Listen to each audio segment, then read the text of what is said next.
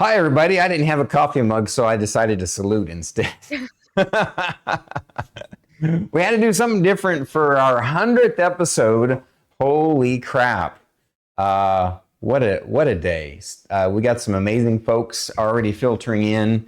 Shadow Company, welcome in. Thank you for the lurk. Buddy Tater Lord is here. White Seer Gaming.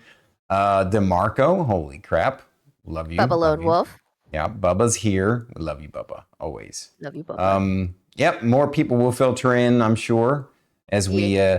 Honestly, I just want to kind of chill with you, relax. We can let a few more people. Let's talk about at least last week. We had Epsilon's returns on. Man, that was one of our most emotional episodes ever. Love him. Very deep, very authentic. A lot of stuff was shared. Yeah. I think, and I think too, because we have the platform to do so, to discuss anxiety more openly, I think is really important because we have the platform to do so. I agree. And, being an Epsilon's being so willing to talk about it is such a treat. We need people to be open and talk about it so other people could go, oh, Eps can do it. I can do it too. And that's how things are going to change. So love you, Eps. Love you. Yep. Hopefully everyone remembered today was our 100th episode. We got it up. We talked about it. Yeah. Did you? Yeah, we talked about it in the speaking of, don't forget to go watch the 4th episode of the Stormkeep Crier. If you guys have missed it, it's up on the Bandwidth and Banter YouTube, which just popped up right there. There's a link to it right there. Yeah. No, actually, that's actually for the D&D stuff. So I did it. You did it. You're faster than I was. Thank you. Was that directly to it? YouTube channel, Spotify, and Amazon Music. Cool. Thank you. You're on the ball. My hands are right here on the keyboard. So yeah, last week was amazing, and looking forward to another year of amazing interviews with amazing people. Absolutely. We're gonna take, just we're sort of. I guess this is a perfect time for us to announce we're still gonna have an episode every week throughout this year.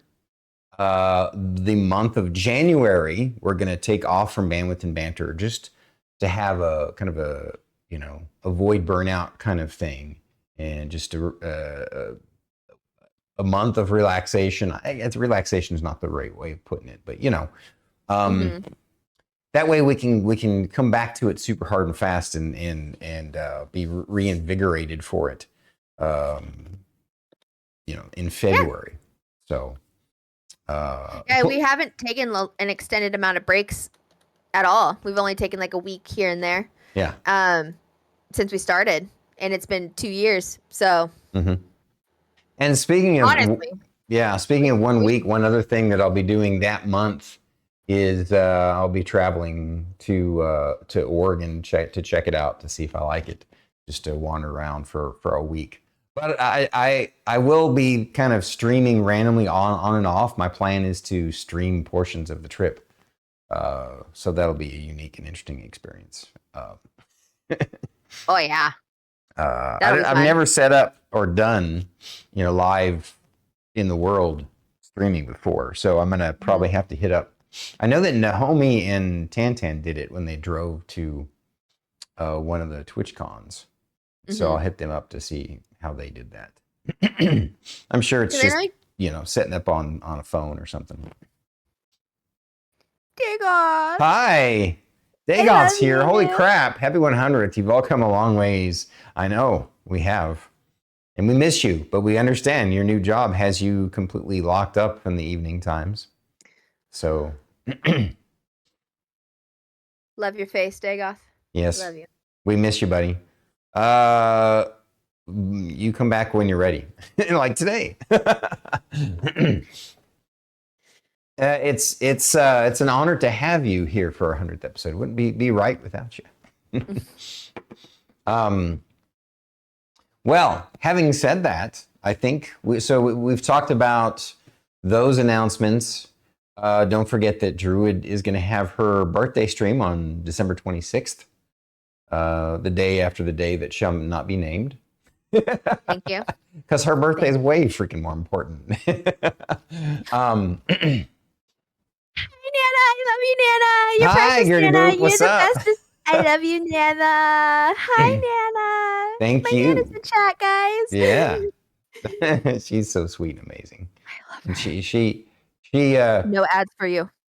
she gave pre-birth, is that right? In a way to you. So we're happy about her. Like if it weren't for her, you wouldn't exist. So Fun fact for those of you who don't know, when a woman is pregnant and she's pregnant with a female, all of the eggs that female child is carrying inside her eggs as an infant or as a child in the womb, those are all the eggs she'll ever have. So technically, yes, I was there with my Nana since my mother's inception.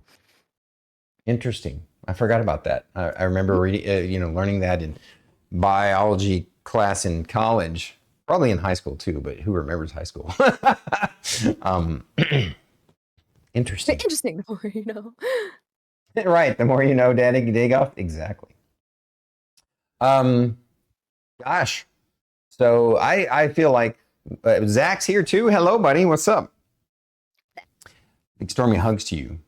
I think it's time for us to jump into this new episode and get this party started. Absolutely. So here we go. Questions for the interviewers. The interviewers interviewing each other. So Bandwidth and Banter interviews itself. And then later on for the Q&A, you guys get to interview us.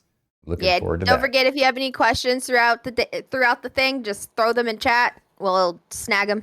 Right. And save them for the Q&A at the end. Yes, that way it gives the ADHD person something to do with their hands and their eyes while we're interviewing. Exactly. I need it. All right. I need a little extra, we all know. Well then, tell us what's new in the fart army, Druid IRL. The ranks are as stinky as ever. We now have 754 in the ranks of the fart army. I now have to figure out and plan a cooking stream somehow. Yeah. Magically. Yep. So we'll have to figure that out. So that's going to be some time. That's a thing. And I'm now scrapbooking my streams on stream because why not? Because I was thinking about because I don't remember who, I think it was probably Valora Plays or something, but somebody was like, look at all of the people that you've watched. What do you like about them? What inspires you? Blah, blah, blah. And I was like thinking about that. And something that I have always loved that Pelu does and was do the whole Canva thing. Like if you chat and do the stuff and kind of scrapbook the stream to keep up with it. That was always my favorite part. Because I didn't care what game they were streaming. I did not care. Because I loved the whole scrapbooking part and hanging out and chatting and doing whatever. I loved that. So that's why on the bottom it always says, inspired by Pelu. Oh, that's awesome. So everyone knows that this was not originally my idea. I stole it. I stole it from somebody that I admire. Nothing wrong with that whatsoever. That's, good ideas are good ideas. And, we love being inspired by each other. Yeah. So that, and there's a bunch of shit going on over there. I don't even know. There's a lot of stuff happening over there. I don't know what to do. Right on. But Stormy, tell us what's new in Stormkeep. Well, I guess kind of the same with you. I'm at 1,088 followers, almost 1,100. Damn. Still haven't had the 1,000 follower karaoke stream yet, but I plan to next year, like early next year, probably sometime in January is the plan. I'm super stoked about that. About how how far we've come and how far we can go. What else is new? Well, I've been inwardly struggling with a new perspective on life that's kind of awakened in my brain, but I'm still kind of figuring out how to understand it better. So it's it has to do with just the workings of the world. We always need to challenge our own perspectives and viewpoints and make sure that we're still learning and growing. The day that you think that you figured everything out is the day you need to go back to the drawing board and learn some more. So, yeah. I'm formulating a new plan for the future in that regard, and I'm growing excited about it. So, we'll see. We'll see how it goes. I think it's amazing. So, on that note, next question, Druid, what has been the highlight of this last year, and/or your biggest success story? I could do one IRL one and one Twitch one. Okay. My IRL one actually has been I love my Nana, you guys. I'm so proud of her. And I'm thankful that her and I have found a way to make sure that we talk every week. And that's been really helpful with me, like getting better at doing it just in general. But I love her. And the closeness that I have with her has been just beyond words. That's been a huge highlight for me in my real life. And I'm already crying. I love you, Nana. Highlight of streaming is just the consistency. Like, the growth has just been insane. And the fact I've been so consistent has just been awesome. And Storm keeps killing it. And we're doing great. It's just wild. I never thought I would be in this position coming to Twitch. If you asked me 3 years ago, I would have been like, nothing. Nothing's happened. Nothing's going to happen. But here we are. And that's been wild. It's been insane. We've come a long way. Still a long way to go, but we should definitely agree with you, like that celebrate our successes. And yeah. Life is a wild ride. Look at question 2. I'm already crying. My Nana was here to see it. I love you, Nana. What is Stormy? What has been the highlight of the last year for you, or your biggest success story? I can't. Well, we're almost to 4 years on my stream now. Like end of January of next year will be 4 years. But honestly, the biggest highlight and success story this year is today we hit 100 episodes of Bandwidth and Banter. Like, that's freaking awesome. I'm stoked about that. Just since you did the streaming in IRL, I guess I could share that some of my investments have been starting to pay off. So that's good. It's not like I'm rich or anything, but put it this way: if I'd had more money to put into the investments that I made, I would be rich now. But you can only put how much you can put in at the time, and I can tell you I'm beating the S&P 500 by a long mile. So that's good. Beautiful.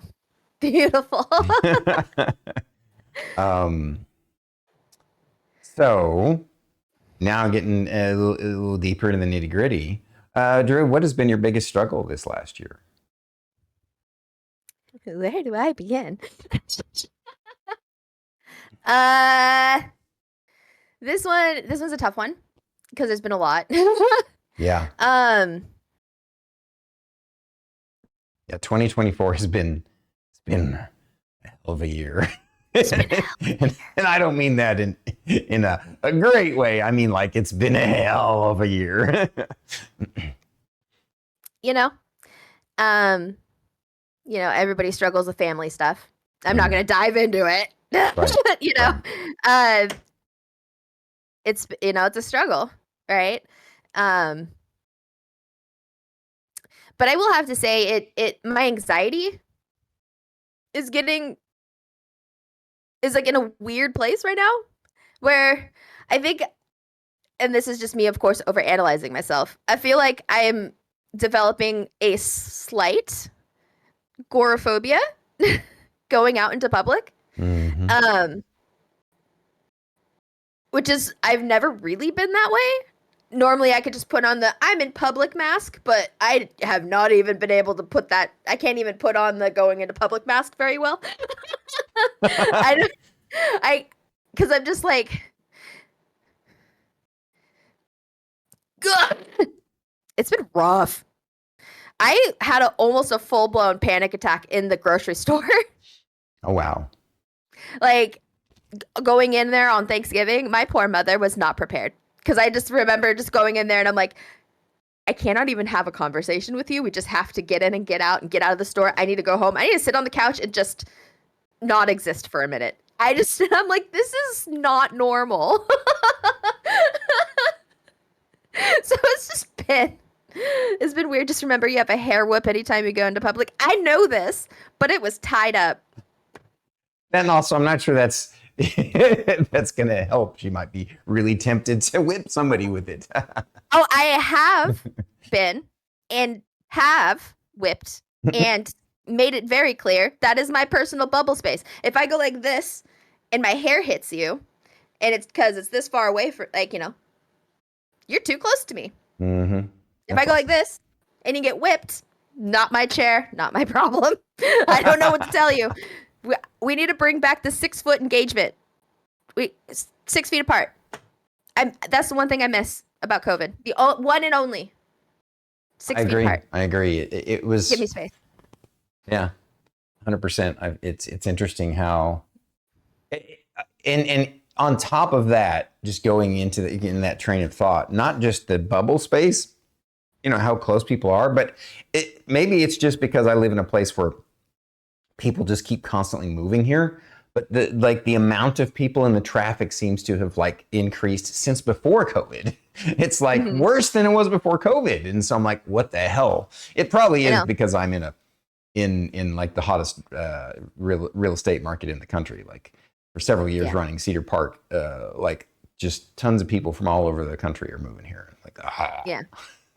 Whereas Washington has slowly been taken over by Californians for years now.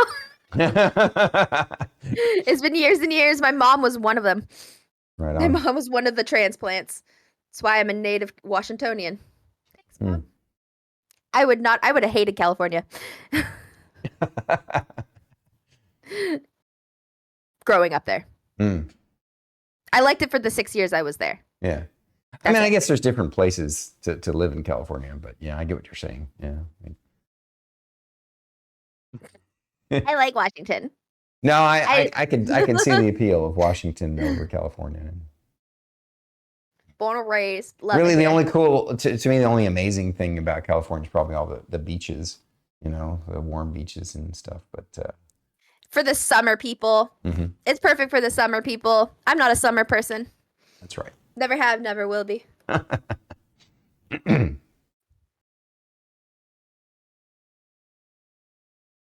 What has been your greatest struggle this last year? Definitely struggling to tie my shoes, but that's probably because I buy shoes that don't have laces. So it's an issue. I'm sorry, it's a silly joke. No, seriously, I buy Skechers that they're just pull-ons. They don't have laces, so I don't really struggle to tie my shoes. Funny. No, seriously though, just fighting against some of my inner demons. Ego, self-doubt. I sometimes feel like I don't live up to my own ideals of leadership, and have been left alone on a shelf. And I've just been struggling with that kind of getting out of that mindset, yeah,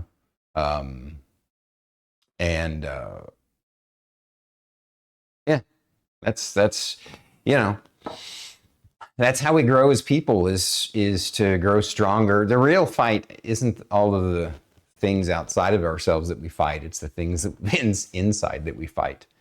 And, to become the best version of ourselves.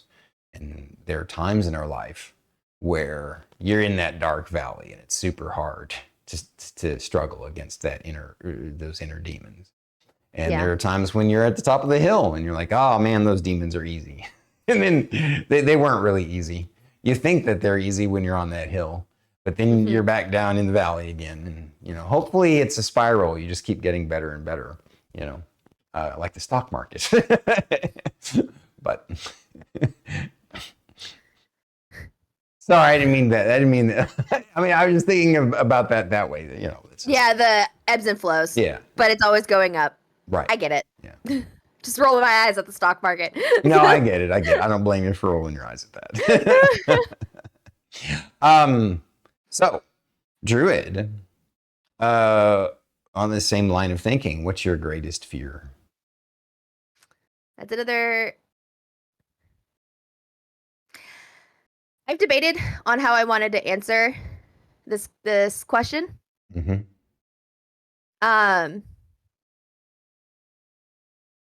I've touched on it a few times. I'm not open about it very much. A lot of people think my dad's dead because of the way I talk about him, but he's not. He's out there somewhere in Hawaii, living his best life. And of all things, one of my biggest fears is never saying that I forgive him to his face.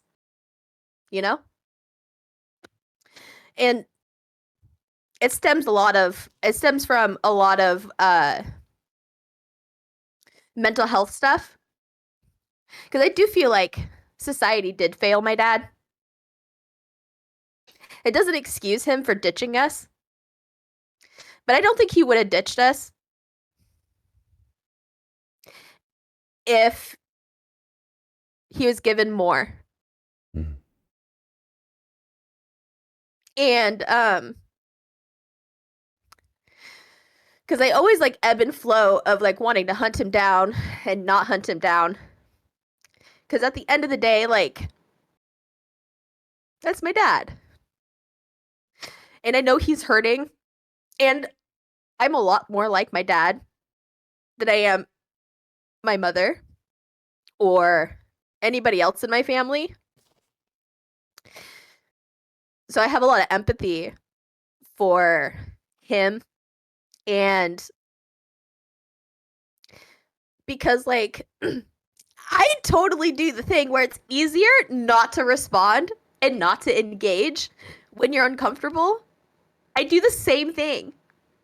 And I can only imagine trying to face my child when I'm broken. And I just want him to know that I don't hate him for it. Because I don't. And that's for me. Because I think he does deserve it. Even though he left and I'm mad at him for it, I'm not. At the same time. So that's, at the end of the day, because Fate's not allowed to die. That's just not possible. So I don't even worry about that. My biggest worry is him getting kidnapped by aliens. Totally get it. But really, at the end of the day, that's, for me, not getting that closure. So. Well, I hope you sharing that vulnerable space with us today gives you get a little bit closer to that closure. Who knows? Maybe since this is going to go on YouTube, maybe he'll see it.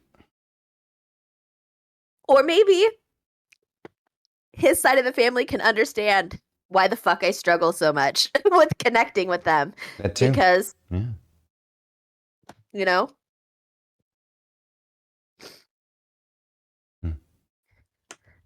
What about you, Stormy? What is your greatest fear?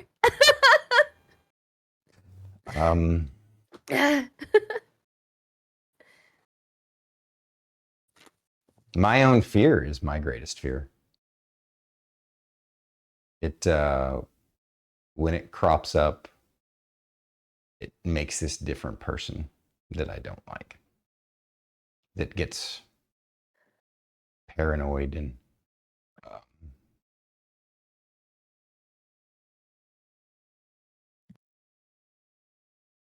yeah. I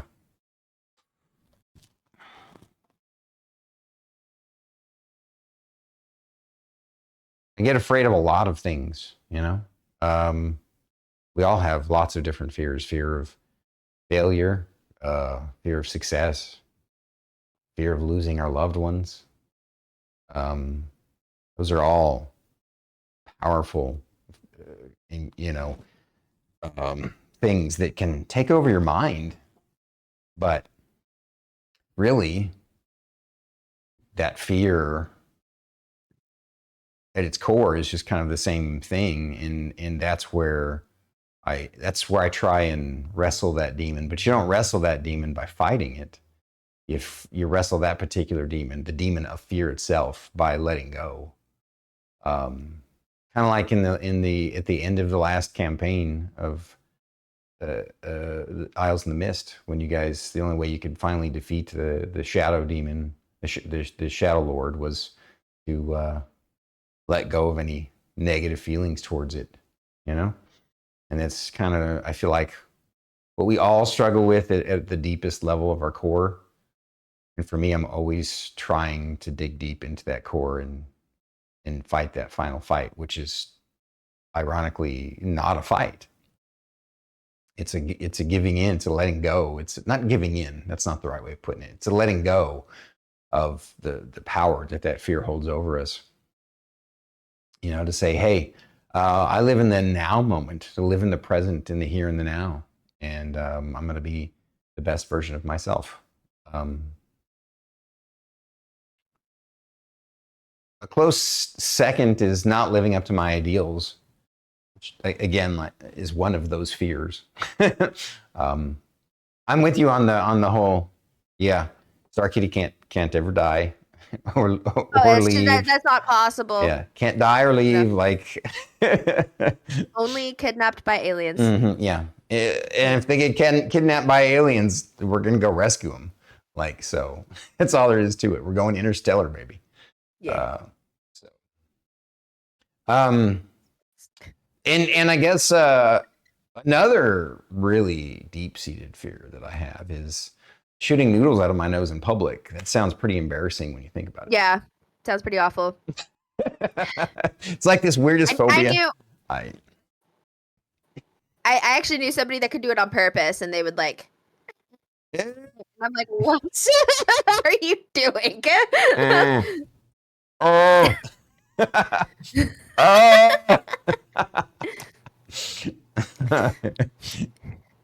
When you grow up in a weird small town, that's what happens. Oh, just remembered things I didn't want to remember. Anyways, Stormy. Mm-hmm. It's your question. Oh, it is? Oh, yeah, it is. So, Druid, what do you value most in a friendship? There's a lot of things. Mm-hmm. What rises at the top, though? Rises at the top is just patience. I need a lot of patience. It's not your fault. I didn't respond. It's not you.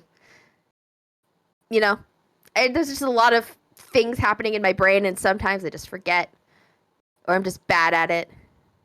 That's honestly, you could tease me about it. I get it. I need it. I need to be teased about it. But just being understanding, I appreciate that more than anything. Because I have always struggled with friendships. And it comes from a lack of patience with me. And I appreciate patience. Mm-hmm. Being understanding, I don't understand. What do you mean? But yeah, those are really important things to me. In communication, but that kind of goes without saying. Yeah, I mean that's necessary for any successful relationship is communication. Yeah. So I value patience. That's me. And what about you, Stormy? I'd say reliability and trust.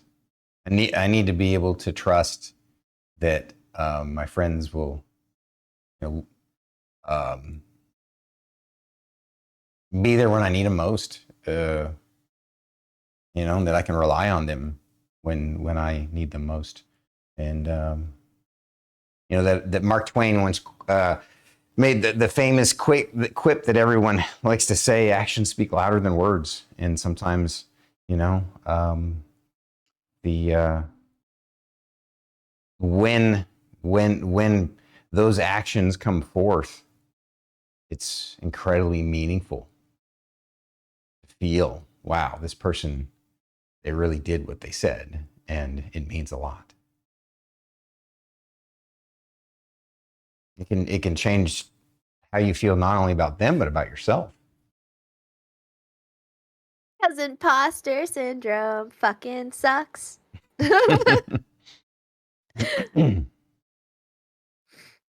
Indeed. Okay, getting all right, getting closer to get the last tough one of this interview. Druid, name one thing that was harder this year than you thought it would be, and to start moving us to the lighter side of things, one thing that was easier this year than you thought it would be.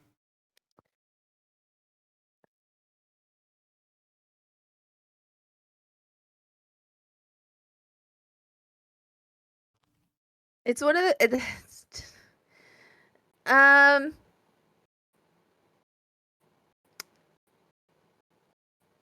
one thing that was definitely harder is readjusting routines. I am a very routine-based person. I do things very almost when I'm home and I'm not at work, there's work days routine and then there's non-work days routine.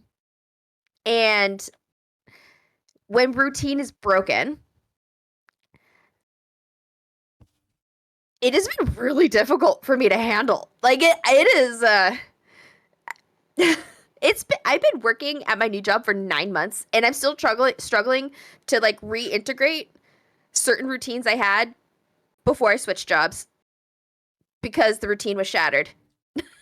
And now I don't know what to do and how to reintegrate it into a new routine. And I'm just like, what in the world? I did not realize, like, I knew I was into routines, but upon reflection, oh my God, I can only function with routine. And if routine's broken, it has to be thoroughly discussed. My husband, again, is so patient with me. And I value that so much. And that poor man, I'm just thankful he also values routines as well. But it's been really difficult. The routine thing is both a blessing and a curse.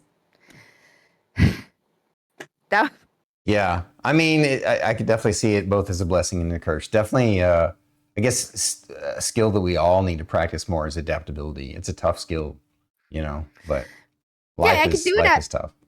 Yeah, because I can do the thing is, listen, emergency situations are totally different. I can handle an emergency situation so good. That ADHD, hyper focus, mind meld, whatever weird shit that happens when panic is happening, that's one thing. But just my day-to-day daily task routine, that's is structured. But I can handle micro interruptions that involve intense focus, fixing, do this right now. Poor Pelicanon, first of all. He has experienced Yeah. some panics from me on my end. But that was wild. Oh my God. Thank you for the resub, Tantan. Thank you. 21 months. Thank you. But something that's been easier is just streaming has gotten so much easier. It only took me 3.5 years to be like, oh, stream is feeling easier now. So, takes a long time, guys. Be patient with yourself. But yes, getting just going with the flow of streaming was a lot easier than I expected. Because my streams have changed so much in this last year. And it's only getting better. And that's all because of chat. But it's going good. It's a lot easier than I was expecting it to be, for sure. What about you, Stormy? Name one thing that was harder this year than you thought it would be, and one thing that was easier. Definitely the thing that was harder was keeping things together when I was really sick with long COVID, and that never-ending cough was the hardest. It affected everything in my life in dramatic ways. I was so depressed during that time, and there was other things that were blowing up and difficult during that time, and so it was just piled on top of, and the fact that my health was waning at the same time that I had to deal with all of these things that were blowing up around me, it made me feel like it was tough. There were times when I thought my whole world was crumbling around me, and that, like, I've been sick before. And it wasn't just, I mean, even though that was one of the worst sicknesses I've ever had, it was the fact that it just persisted so long that made it seem, like I said, harder than I thought anything like that would ever be. I mean, I had throughout my life, learned a lot of coping mechanisms and skills that have helped keep me in a place of trying to radiate my own light, right? It's who you guys know me. That's who I am. That's what I strive for. But just like any human being, like I fail from time to time. It doesn't always work. But at the core, I was really, I guess I had grown overconfident in my ability to overcome any kind of mental obstacle until I was really tested with a physical thing on top of other things. And so it was a good lesson. It was tough. It was the hardest thing. One of the hardest things I've ever been through, I would say. As far as a thing that was easier than I expected it to be, ramping up my workout routine and gaining muscle weight a little bit faster than when I was younger has been a lot easier than I expected it, easier than it ever was before. And that's probably just because of age, because now my metabolism is slowed down. And so I don't burn off the energy as quickly as I did when I was younger. And so because of that, my body actually has a chance to build the muscle, to slow down and build the muscle. And so, yeah, like I'm really happy with how far I've come with my workout routine, and that was easier than I expected it to be. All right, we get to the fun questions. I like the last part of that question. I feel like that's a nice segue into the fun. Druid, if you were to die and come back as a person or a thing, who or what would it be? This changes every time it gets asked to me. This time, definitely, I would want to come back as a crow. For sure. Because I would just be a mischievous little crow with all of my crow friends, and I would just shit on people's cars that park under my favorite trees to hang out in. That's all I want. Just want to be a bird. All right. You heard it here first. Druid's dream is to shit on your car. Yep. Facts. I'm kidding. Well, I mean, if you're a dickhead, crows are smart enough to understand if you're a dickhead or not. They understand the concept of fairness. Well, wait a minute. Just because someone parked under your tree doesn't mean that they're a dickhead. That's my tree. Crow logic, Stormy, not human logic. Okay, That's fair right. enough. Fair enough. All right. I'm just trying to understand, but I really shouldn't try and understand. You can't. You just have to accept animal logic. Because, okay, it's one of those things. I'm going to demonstrate bird logic really quick. Okay? Really quick. So this is a bird stand that I have for my bird. Mm-hmm. This thing as a whole is going, according to my bird, is going to murder her. This is going to murder her. But if I hide it and I show her this little piece up here is fine. This is not bad. This is not bad. This is the best part because it's metal. This is fine. She loves this. This metal piece, so tasty. But then I show her this, she loves it, and then I show her the whole thing, and then that whole thing is going to murder her. This is going to kill her. But as soon as I attach it to something else, like this makeshift bird stand that I made with an old mic stand, this is fine. This means nothing. This is okay. No big deal. It's fine. But this honestly looks scarier than this. There is no understanding. So that's why you don't park under my tree, dickhead. I'm going to shit on your car. That's how that logic works. Hey, if it works for you, it works for you. At least crow you. I find it hilarious. And I will not park under your tree. And it changes. The math makes sense to me. The thing is, I broke down the math. I get the math now. I mean, spiritually, I get the math with her. Bird, dude. I can't.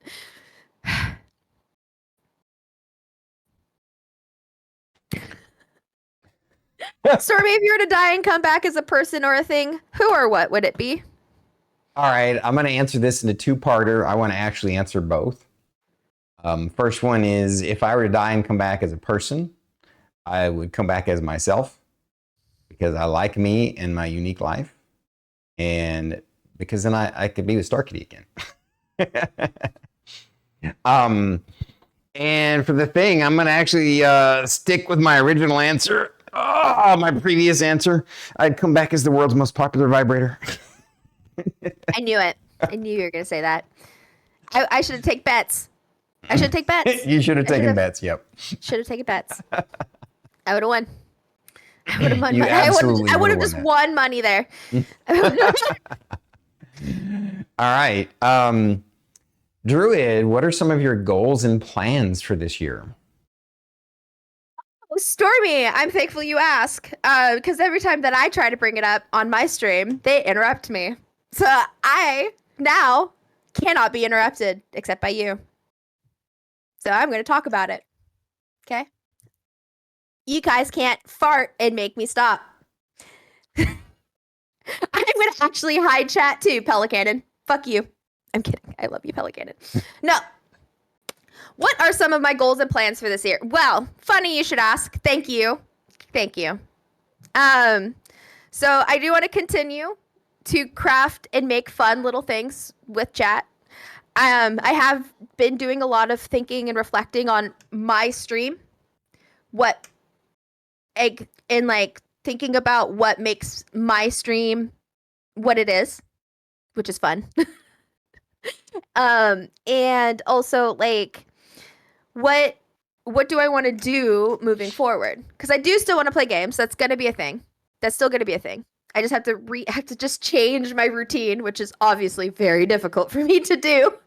But I do want to make sure that I continue to be community focused in my chat, which, making, fan skits of some of our favorite friends in the community. Fuck yeah. I want to do that. I want to write silly little fanfics and animate it with the community because why not, dude? Might as well start building the fandom now because it's so much fun. And then, and also, expanding out from that and having because something that Wookiees and I did randomly one day was argue about the proper way to eat an Oreo on my, this was a few months back, but I think about it all the time because it was so funny. I had so much fun. So like, why not integrate something like that into my streams as like a fun little like 30-minute thing that happens randomly, you know? And so I'm just trying to think of things that not only are fun for me, which honestly is my number one. I want things to be fun. And also community focused and creative. And so those are the kind of things that I've been thinking about moving forward because that's all the shit that I love to do. So yeah. And then on days that I'm trying to play games, I just have to accept the fact chat will not let me. And that's okay because that's the fun of it. That's the game we play with each other. It's very fun. And I just want to continue to focus on those kinds of things going into 2025 because that's what I like. And that's what chat seems to like. And so that's what we're going to do. That's my answer. Those are my goals and plans. Good. I can now look We'll at help chat. you fulfill them. We'll hold you for your feet to the fire. Mute stream. Fuck you.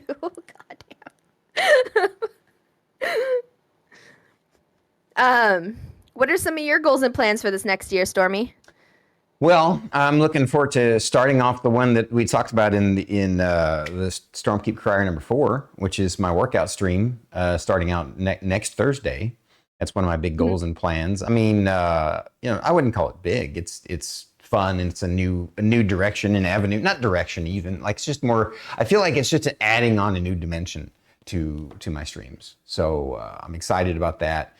Just honestly, it'll be cool to hang out with folks, get some exercise in, listen to some cool music, and not have to worry about what game I'm going to play or something. And it holds me accountable to actually get one more day of exercise, which I feel like I've been kind of missing.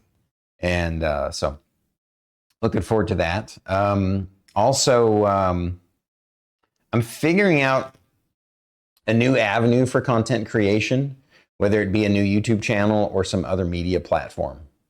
And once I have kind of nailed down which direction that I want to go, you guys will be the first to know. What'd you say? I said the one direction. It's a stupid joke. Oh, it's okay. Sorry. Does not matter. Yeah, once I figure out the direction I want to go, you guys will be the first to know. I wanted to make a rhyme, so there we go. And then also, finally, I want to improve my availability for all the streamers of Stormkeep and work harder at helping them fulfill their dreams too. I feel like, this year has been so hard with my illnesses and stuff and the other things that I've been struggling with that I feel like I haven't been as available to the other streamers of Stormkeep as much as I would like to. I want them to know how much I want to help them, to lift them up. All you guys, all of you, I want you. I mean, obviously, Druid, you're one example. I'm in your streams almost all the time. And even when I can't be there because I have somewhere I have to go, something I have to do, I'll leave a lurk. But I want to do more than that for everybody as much as I can and potentially do more collabs and stuff like that. Or even just be in the back end and chat with people and offer them help and advice and stuff is, something I would like to be more available next year. Mm-hmm. I guess we're to the last question. Druid, what do you want people to know about you? I am deep down inside a sad boy. And the internet has helped me understand and navigate how to be a sad boy. And it's just, it's been great. And honestly, my favorite thing is just hanging out and having a good time and pretending like meat space does not exist because we all need a little bit of escapism. And it's great. And I love Twitch. And I have, I don't expect to be world famous. I don't expect many things. I want to be the support for the people that have the bigger goals. And I am happy to do that because I love to do that. That's my favorite thing, is to do that. So guys, if you have any questions, want any of the sounds that I have, if you have any questions about how I run my stream or anything, any of those kinds of things, honestly, or if you need panels for your about section, those are the kind of things that I live for. That's the shit that I live for. So reach out to me. Please. That's the shit that I live for. Yeah. And Sturmy, what do you want the people to know about you? I guess I'm just a work in progress, just like you. I want us to work together to make the world a happier place. Because I believe in myself and I believe in you. And that's it. Aw, we're so cute. All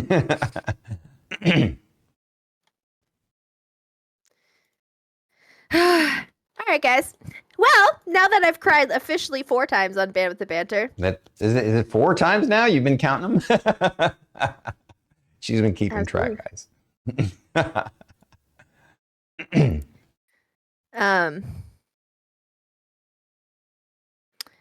All right, chat. I see your questions. Make it 5. We're not gonna make it 5. It could easily happen. I'm on the brink all of the time. Fun fact also about me, guys. I'm always on the brink. Shall I guess I'll kick it off since you headline. Yeah. Pelican ask, what's Stormy's brag of the week? Yeah. Brag of the week.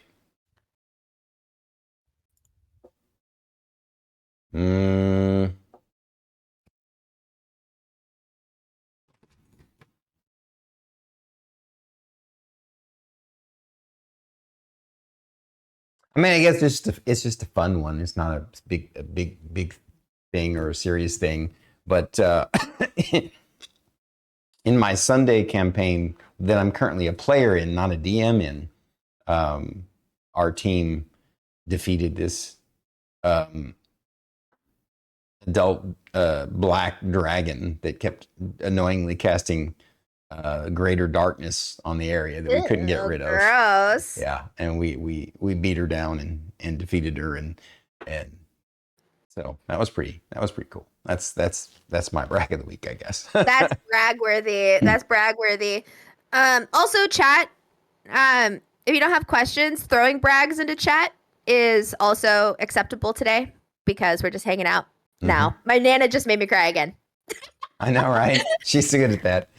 I love you. So, guys, you can ask us anything. Seriously, it doesn't have to be serious. It doesn't, or it can be serious if you want. We will let you know if the question steps over any lines. It's very unlikely that it will. Considering I have been so vulnerable. Yeah. Today. Yeah. Just don't be asking about poop. That's or politics or religion. Politics or religion is definitely my biggest boundary. Yeah. Uh-oh. But poop apparently is not a big boundary for her. You don't need to know about my poop. I don't need to know about yours. No, listen. I actually I started a list at the start of my stream now that I have like my little Canva things, because we're the fart army and people fart in my chat all the time, right? I have that one super long fart. So now that there's a list of people who have the dirtiest butt in chat. So poop conversation. I played Cult of the Lamb. I played Cult of the Lamb on stream, and people ate poop in that game.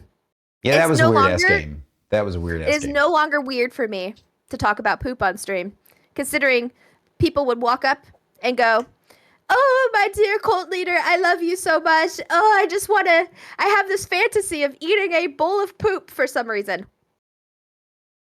Okay, what a strange game. Guy. Who puts that in a game? I don't even know what to say to that. That's funny. All right, Lord Alexandera says, I think this is more of a statement. Would love for some more Daggerfall tutorials or even some Monomyth tutorials once you're confident in that, Stormy. I appreciate that. As far as Daggerfall tutorials, I don't really know if there's much much more tutorial on that.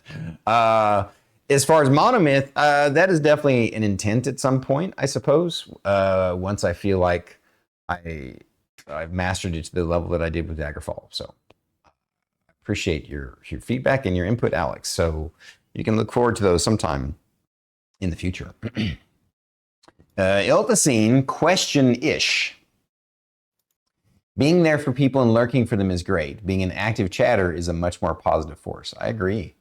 What about setting aside time each day to spend time talking and asking questions in the stream? This is going off your recent comment. Yeah, no. I mean, the thing is that I try in chat. Sometimes I'll only say hi. Sometimes I'll stay longer. I get what you're saying, Iltacine. I feel the same way. I feel like, to be honest with you, it feels like a lot of the time, I don't have the same level of interactivity in my chat from people that I used to. And so that feels a little rough. And so I will endeavor to be better at that when I'm hanging out in your chat. I guess for me, the hard thing of that is that there are usually so many people streaming at the same time that I want to try and interact with some and be in their chat. Or I'm trying to edit at the same time. I don't know. I can be better at it, and I'm not going to make any excuses. So it's about time management, and I'll be better at time management. So yeah. Go ahead. Ilt says I want to point out, Stormy, you are fantastic. This is just a general, not about mine. So he just wanted gotcha. to make that clear. Yeah. No, I mean, no, he's right though. I mean, I feel like that. For a lot of us, that can be a problem. Is we got, it's easy to sometimes come up with, I have this other thing going on or whatever. But sometimes we're not really. Like sometimes it's like, so I'm gonna endeavor to be better about that.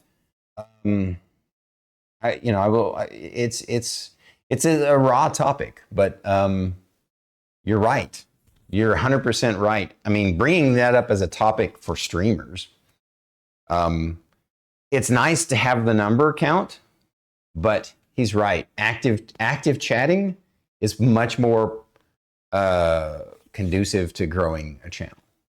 And it would be great for all. I would love to see some even better teamwork amongst all of the streamers of Stormkeep for that kind of thing. Because the Mighty Mango Mates are killing it. They're always in each other's chat, talking each other's chat up and building each other up during their streams.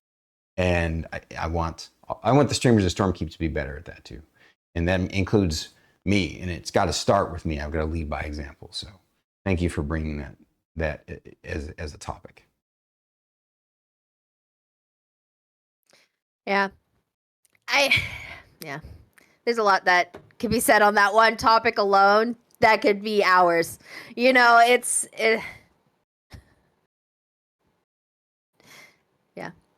Lord Alexander asks, question for Druid. As somebody who is neurodivergent like myself, how do you deal with all the extra stuff going on in your stream, from the very active chat to excessive sounds and the anxiety that comes with it? Well, I'm just going to say right now, it's why nothing gets done in my stream.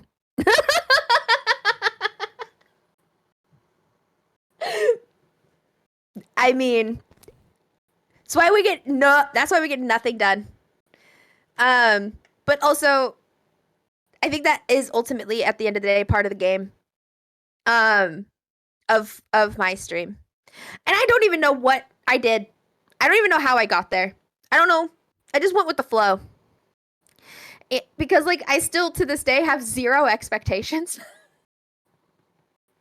And that's probably the imposter syndrome. I have zero expectations of people. I don't expect anybody to show up. I don't expect anybody to chat. I expect nothing from anyone coming into my chat. So do you think it's right for, do you, I guess you say that, but does that mean that, philosophically, when I don't know, I'm just wondering what you mean by that. Like you it seems like you say that often enough that you want to convey something with what you're saying. But I One of mean, those things. I Well, don't think velour there's anything plate. wrong with having expectations of our friends. You know what I mean? I mean, too many expectations, I agree, can be toxic. But I mean, I don't know. So I guess for me, it's that like Twitch is so transient, and Twitch, sometimes you just find somebody you really click with, and you want to be there all the time. Sometimes you just can't. Sometimes, and like, sometimes people have life stuff going on, and some people, aren't comfortable with talking about it. And Hmm. if they're gone for a long time and they come into my chat and I go, "Where have you been? What are you doing? Blah blah blah." Like, I don't want people to think Oh no, I no, gave yeah, them. no, you're right No, about that, but 100%. Yeah. I know, but it for me. Like, I never want people to feel like they have to show up every single day. You don't. Sometimes you want to go to somebody else's chat, and that's okay. I don't care because you're when you show up here, I'm thankful, and that's all I care about. And if you gotta go, you gotta go. I don't, I see and what it's you one of mean those by that. All things. right. I was It, misunderstanding what you meant. yeah, and it's just like it's not that I don't expect people to show up, but I don't have expectations of what that looks like because, sometimes people are just too tired. Sometimes people have a random doctor's appointment, and sometimes people just don't want to sit at their computer. And Twitch mobile sucks, you know. And so I guess for me, I guess it's really important that I'm, you know, whatever. But Gotcha. in actual regards to what the question, how does the anxiety of it work? I've lived a lot of my life just navigating through my anxiety with a smile. And so that's just kind of a part of it. But also for me, the sounds and flashing and that it's good. It doesn't trigger me like my anxiety like a lot of people. The noises don't bother me as much because I always have sound going all the time. Whenever I'm doing anything, there's always sound. There's always background noise. And so like it is the volume in which like that's what gets me. The volume of the sounds, not so much the amount of the sounds. Mm-hmm. That's why you'll always hear me go, it's really loud. And then my headphones are at 22% of volume. Yeah. Well, I suppose it's You know? important to note too that like just because someone is neurodivergent like you doesn't necessarily mean their neurodivergence is like yours. They could be similar, but there are different variations of the neurodivergencies, right? So, Yeah. Yours plays out in a different way than Alex's might. And so, not that you can't give him advice so that he can have another perspective and vice versa. Absolutely. Yeah. But I'm just adding to that you just it's important to remember that for all of us, whether it's a neurodivergence or anything else in life, we need to find our own way because our way might be different than somebody else's way. Mm-hmm. That's what I'm looking for, another perspective. And honestly, it's one of those things like if it doesn't bring you joy, don't fucking do it. And there's ways to make your stream super entertaining without lots of noises. You can have pictures that pop up instead. You can have things in chat pop up instead. Mm-hmm. There's so many options out there.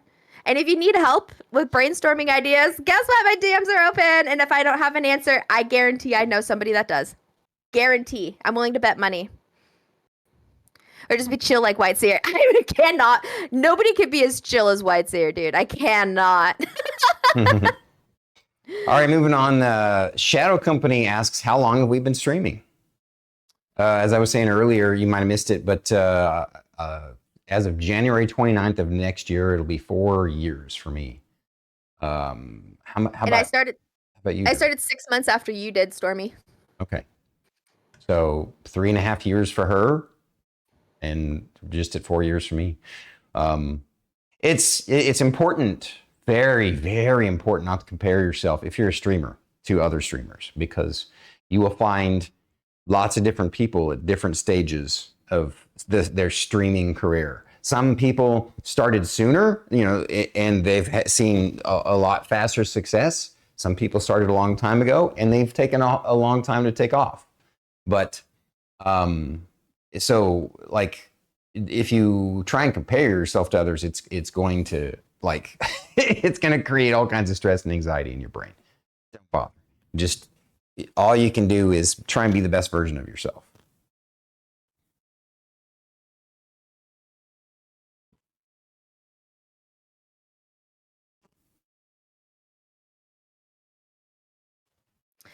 Ilta Scene question for both. You've been doing this for a while now. Have there been thoughts on changes to the format focused to bringing in new viewers and increasing viewership? Are you talking specifically of Bandwidth and Banter? Yeah, I was going to ask the same question. Good on you.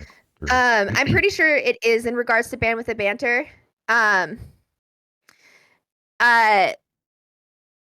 think with time we'll be adjusting stuff. Like, we do have these like more serious topics for round 2 people.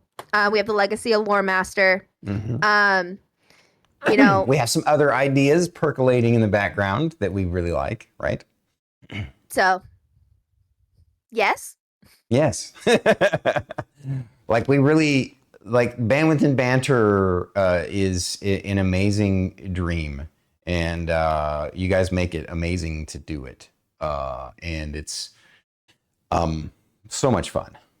And I mean, that's speaking for myself, and then obviously Drew can speak for herself. I look forward to seeing how it evolves and grows in the future. I can't wait. Absolutely. Completely agree with Stormy, what he just said. And when it comes to my stream, my own personal stream, which I'll answer, it's a go with the flow type thing, I'm a very much go with the inside joke. Whatever's the funniest thing in the moment. That's why we're the fart army. I don't care. So I'm Mohawka. I'm still beating the joke of Mohawka. I don't care. It's so funny to me. And that's a classic joke in my chat. Like, I love it. So anytime there's a possibility of adding a new inside joke and then running with it, I'm doing that. You could alter the course of my Twitch career by a really good inside joke. Just saying. Because I am just a go with the flow type person. So in regards to my channel, my workout stream that I'm starting next week is one thing. And then just honestly, I want to branch out into other, either create a new YouTube channel or other media platforms. Maybe they will help boost the stream or not. Who knows? But I want to have a well-rounded content creation career. But I'm not going to lose focus on what I do on Twitch too, which is why I'm doing the workout stream. I want to incorporate more music and fun into my stream as well. I think it's an important, kind of, if you want to have that high energy for your stream. So, Beast of Bifrost asks, when people listen to this decades from now, what would you wish them to know? What wisdom would you impart on them? Ooh, you go first, Druid. Have goals, but follow your heart. I don't know. Life is crazy, and do things that make you feel joy.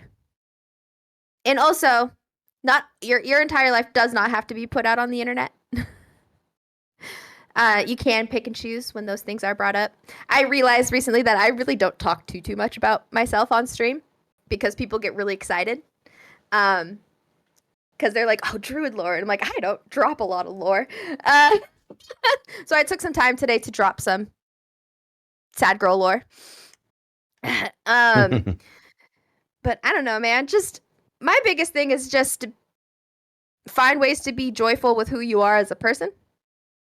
And then don't monetize that. Your monetization should not be tethered to that. In my opinion. Interesting. Like who you are fundamentally feels weird to me still. I'm still wrestling with the wanting to turn off the ability to sub to my channel. Or making it like a charity. Because it just still feels weird. I hate it. I mean, if that's the direction you end up, if your heart tells you want to go, then you should go for it. You know, we'll support you no matter what. And that kind of leads into my answer to their question. And that's that remember that it's a team effort. Yes, you have your own stream and your own individual work, but really, if you work together with others, if you collaborate with others, you're going to see better success. You're going to see growth. It can be scary. It can be tough, be challenging. Interacting with other people is tough, but in the end, we're social creatures, no matter how antisocial we feel, human beings, the greatest successes in humanity, the types of things that go down in history are all things that happened when people came together as a whole. So just remember, but also remember that because of that, you matter, right? Together we matter, right? You have that empowerment. You self-empower, you empower others, and they empower you, and it all creates this cyclical circular loop, a positive one. And that's what we got to do is figure out how to make these positive loops, because the world will naturally sometimes kind of gravitate or navigate towards these negative loops. We got to break that shit and make positive. Also, therapy is a great option, guys. That too. When did you go to therapy last, there, Druid? It's been a minute. I'm looking for a new one. Good. You will find one, and once you find a good one, let us know. Oh, don't worry.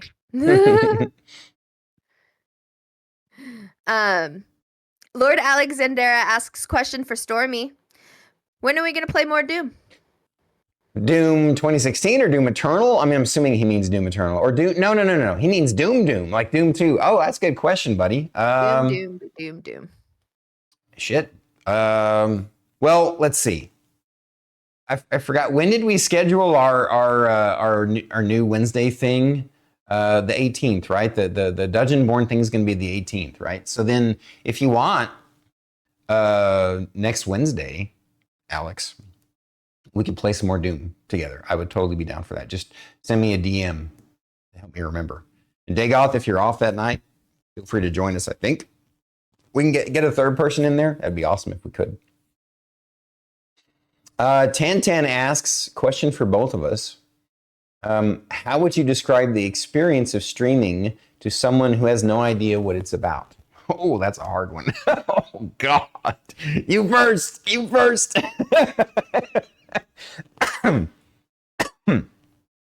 I tell people that there's crazy people on the internet that want to hear me talk shit. We just hang out, talk shit, play video games. That's what I tell people. And they're like, what do you mean? I'm like, we play Dungeons and Dragons and we live stream it and people watch.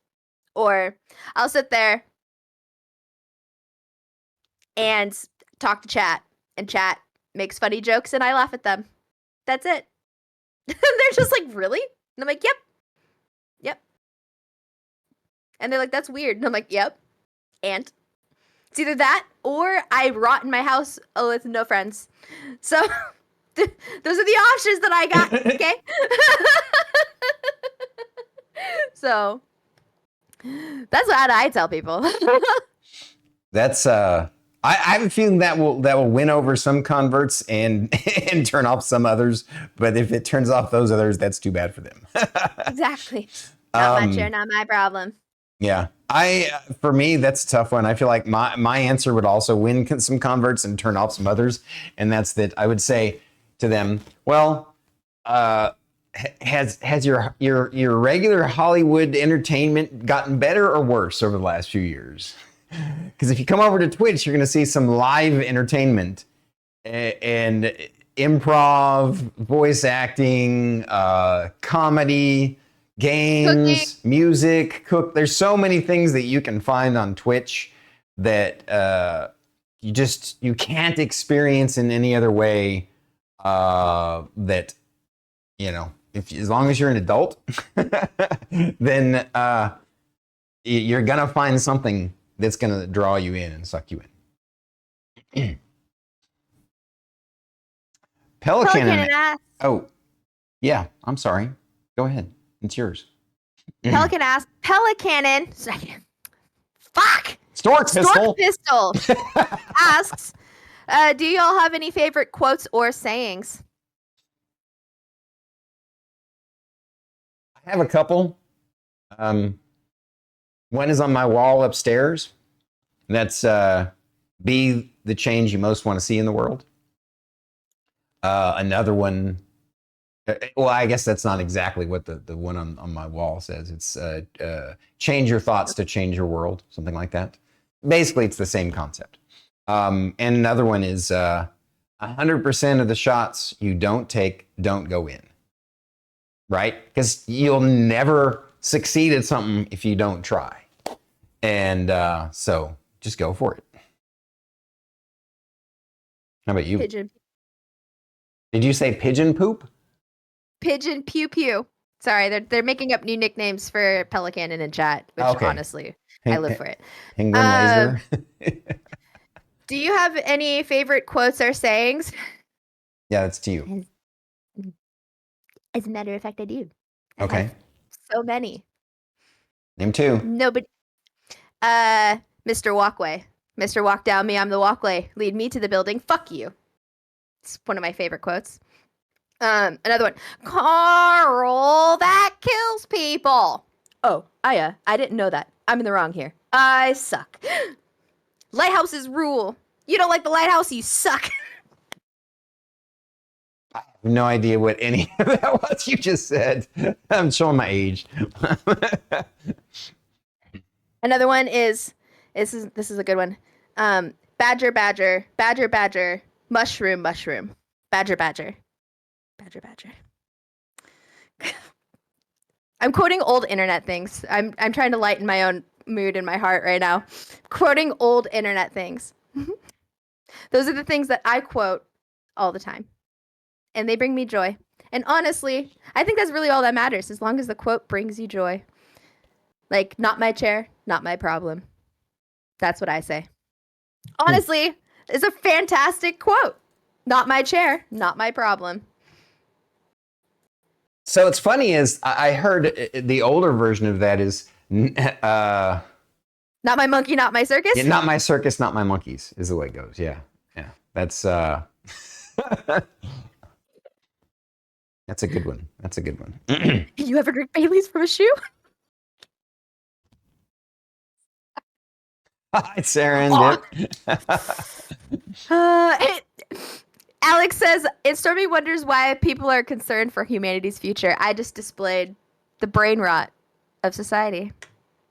Honestly, though, philosophically, I as long as it's something of comedic value, that actually has the reverse effect for me. I feel like it actually makes me trust in humanity more. It's when the brain rot goes in the other direction, and I won't even go there. But yeah, that's could have been worse. Didn't hear any skibbity. Listen, I think internet memes are amazing. I think they show like one of the greatest appeals of human beings is our sense of humor, and so Caffeinated Zombie asks, this is for Mr. Stormy and Mrs. Druid. I love the way she put that. Druid, if you can describe Stormy in 3 words, what would they be? And Stormy, if you can describe Druid in 3 words, what would they be? Oh, wow. 3 words.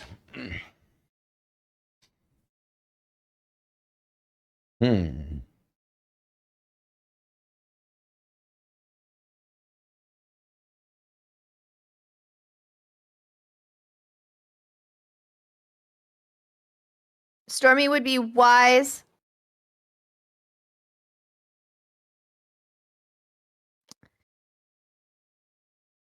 considerate, thoughtful. Those are gut instinct. Obviously, there's better options out there. That was The first three that popped in my head. Does not make those my final answer. Right. Those are the first three that No, I got you. The first three that popped into my head for you are fun, joyful, and chaotic.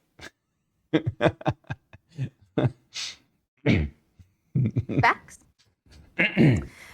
Survivalist Gaming asks, okay, question for Stormy. When the idea for Stormkeep came to be, how did you first go about finding the people you want to represent your ideal community? What your ideal community is about?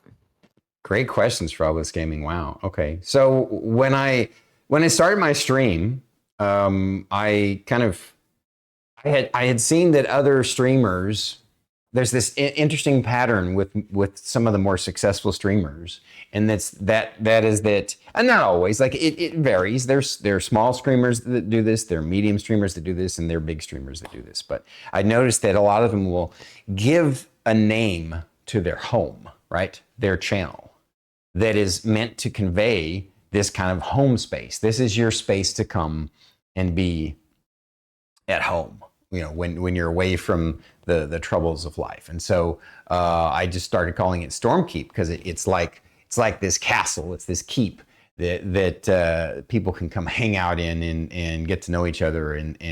But it's also a double entendre. Stormkeep means it's me keeping you, you know, safe and protected and warm from the world. And as far as turning it into a stream team, I mean, it's one of those things where it sort of evolved that way. I always knew that, you know, I wanted to build a community, but it was actually Fate and Banana Tom who kind of started, like Fate started using streamer Stormkeep tag on his channel on when he went live. And then BT, after he saw that, he wanted to do it too, and he suggested that we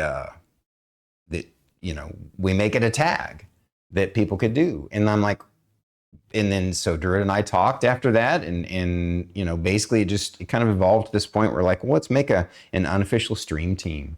And so let's focus on people that you know are want to have a kind of a positive, upbeat atmosphere in their streams. Not that you can't be, you know, have dark moments or have cynical humor or, you know, sarcasm or be an adult and curse and things like, you know, those things are fine, right? You guys know what I'm saying. There are like some streams out there that only focus on kind of toxicity, and that's fine. They can be successful if they want. They can draw that kind of crowd.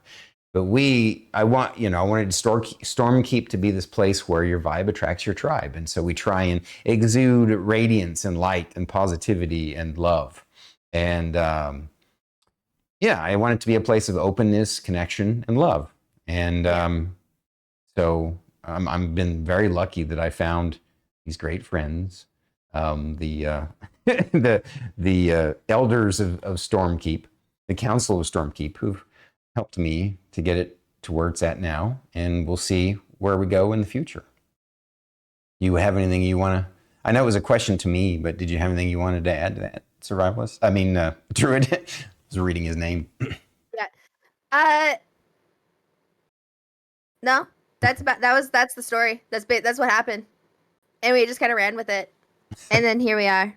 Now we're just waiting for somebody to get partnered and give us a stream team, and honestly, the temptation to just reach out to somebody and be like, hey, motherfucker, can you make me a stream team and call it Stormkeep and then do it to me? But I won't, because everybody says, don't do that, Druid. So don't do that, Druid. It's okay. Alex asks, question for us both. He says, yes, I'm starting this argument. Uh-oh. Waffles or pancakes? And please describe in detail why you prefer one over the other. Okay, pick one you want to argue, Stormy. I'll argue the other one. Wait, why am I? What? Why are you putting me on the spot? Why do you want to? Well, because I'm curious which one you like better. I asked you first. You can't turn this on me. Oh, okay. But then after I'm done, then it's got to be reversed back to you, and you got to pick one. No, we're arguing. He's like, yes, I'm starting this argument. He wants us to argue. So basically, you're going to pick one, you're going to argue your points, and I'm going to argue for the other one. For fun, Stormy, for fun. I don't like arguing, though. I don't find it fun. That is a cool and interesting, unique superpower that you and Fate have, and I applaud you for it. But I can't. I'm not a big fan of arguing. I despise it. Okay. But we can do it anyway. I'll try. How's that? I'll try for fun. All right.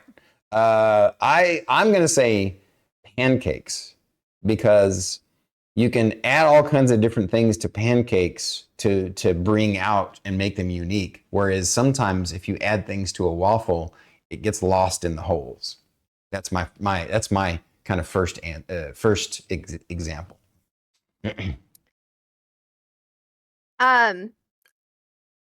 Honest answer. Mm. Okay. I do prefer pancakes over waffles, but for the point of this debate. Okay. Okay. And it's only because I don't like cleaning the waffle maker afterwards. That's hilarious. That's a great answer. Okay. Who wants to clean a fucking waffle baker? No one. You don't Not have a one of those single waffle makers that's like non-stick? But if it explodes off of the sides and gets sticky and weird, and you have to clean out the little back where the little, the little fucking thing, and it gets all stuck in there. Yep, I'm tracking. I got you. Also, Teflon. I know I'm supposed to be fighting for pancakes right now, but I'm fighting against waffles. I'm doing it. Also, nonstick is extremely toxic to birds. And people. I can't do nonstick. And people. But I could literally, if I get a nonstick waffle maker, that shit will kill my bird. So fuck that. I want a giant flat top thing and make a bunch of pancakes at one time. Not one waffle at a time. Who wants to do that?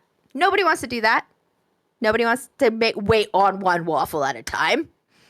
However, I will say the great thing about waffles is that you can get waffle makers that have little designs. And that's cute. My mom has a Mickey Mouse waffle maker, and I think it is the cutest thing in the entire world. Don't they also have things like that for pancakes, though? I've made my mom pancakes like that. But wait. I will say, though, pancakes are superior. Nope. Waffles are superior to pancakes in the holding of butter and syrup. So when it comes to quality, I will say pancakes are superior. Not pancakes. Waffles are superior. Waffles are superior because of the holes. So it's the opposite, because it holds all of the delicious goodness. But I do like pancakes a lot. I don't know if you guys could tell. That's good. That's good logic, actually. I like it. But you turned my argument around on it. Like, because of the holes, it doesn't hold as much, like the stuff can fall out. But you turn it into. But if you put the syrup or the honey or the butter in there, it Better. I get it. That's good. That's good. I hope he's satisfied with that, because that's as much of an argument as he's going to get. I know, and I'm trying to be like feisty. Come on, let's fight about it. But it's okay. It's okay. You guys will asks, figure out how to get me there sometime. Sorry, go ahead. Tan Tater asks, question for both of you. How was your experience being... Oh. How has your experience been with navigating parasocial relationship with community members? Oh.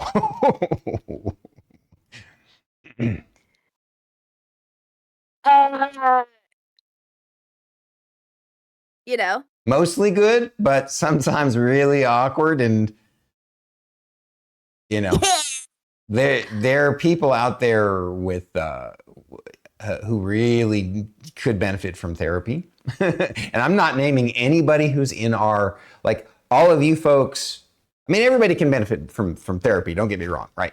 But I'm not naming or calling out anybody. I'm just that anybody that I would name or call out, I'm not going to. They're already long gone, which is what we wanted.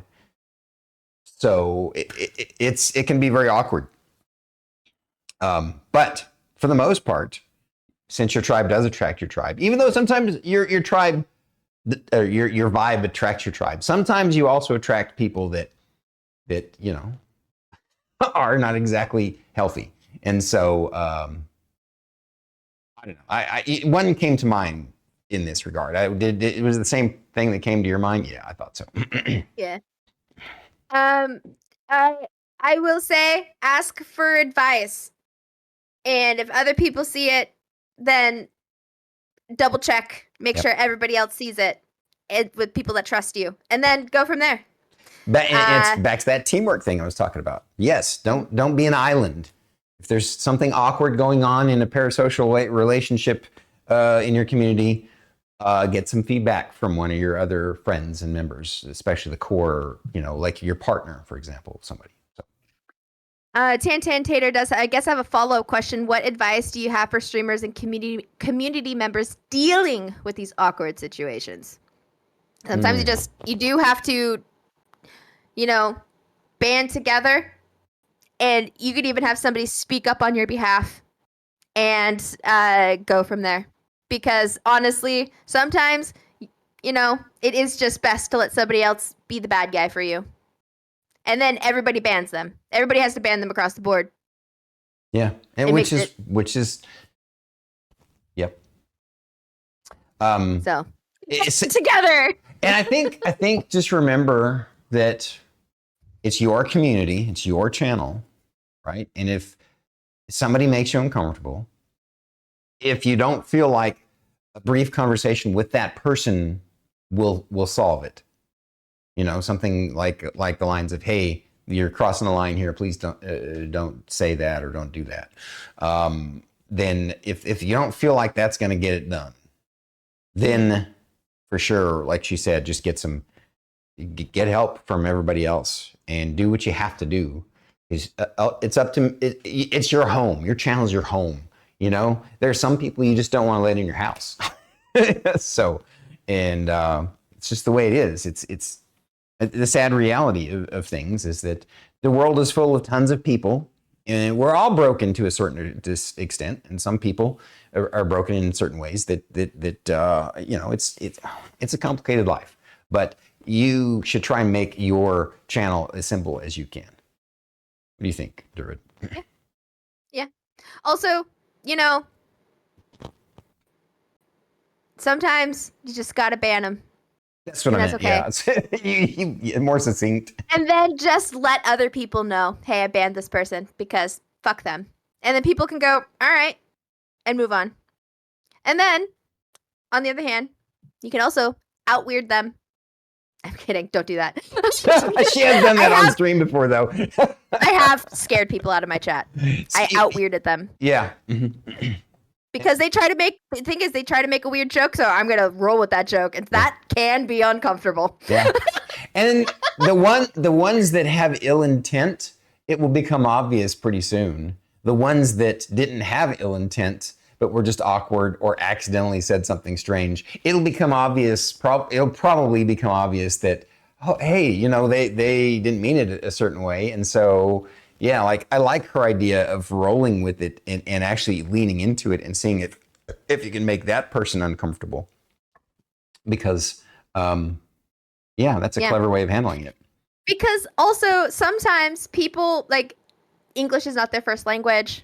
Mm-hmm. Sometimes they just don't realize the joke, or their joke didn't come across right. I always try to go about all right, did you actually mean to be kind of a dick about it? Or what happened? And then we just kind of go from there, or I just go along with the tickle the pickle joke, and then I make new best friends. It's one of those things, sometimes you just gotta roll with the punch, see what happens, and then go, all right. Oh no, my mods have more power than me and they banned you. Oh no, I don't know what to tell you. My mods have more power than me. Ha ha ha. Yeah. And just that's it. That's a good point too, Druid. You have mods that they got your back. So yeah. Yeah, because sometimes mods can read the vibe of chat better than you as a streamer can. That's and true. If a mod just goes fuck this guy and bans them, I'm gonna trust my mods. Beast of Bifrost asks, what is the weirdest edible concoction that you like to eat? His example is bread soaked in fruit juice. That is a weird one there, Beast of Bifrost, but I respect it. I have weird food concoctions. My mom literally caught me eating this weird ice cream concoction that I made the other day. It was like midnight. She caught me in the kitchen. And she was just like, I know I'll never know the answer to this question, but I'm just curious of what kind of food cravings you would get if you would be you ever got pregnant, because you eat weird shit. So now you got to get pregnant just to see what sort of weird concoctions you would want. Nope. Fuck I'm that. kidding. I'm Not kidding. happening. I'm kidding. I know that's not in the cards for you or So there's one thing in my life that I love to eat more than any other food is peanut butter. I love peanut butter. I love peanut butter with all the time. I will put peanut butter in my top ramen with some sriracha to make it spicy, and like a peanut sauce. That's so good. It is so good. My concoction that my mom caught me was I did peanut butter and I warmed it up with maple syrup and chocolate and some chocolate powder, cocoa powder, actual like baking cocoa powder, and made like this peanut butter sauce to put over vanilla ice cream.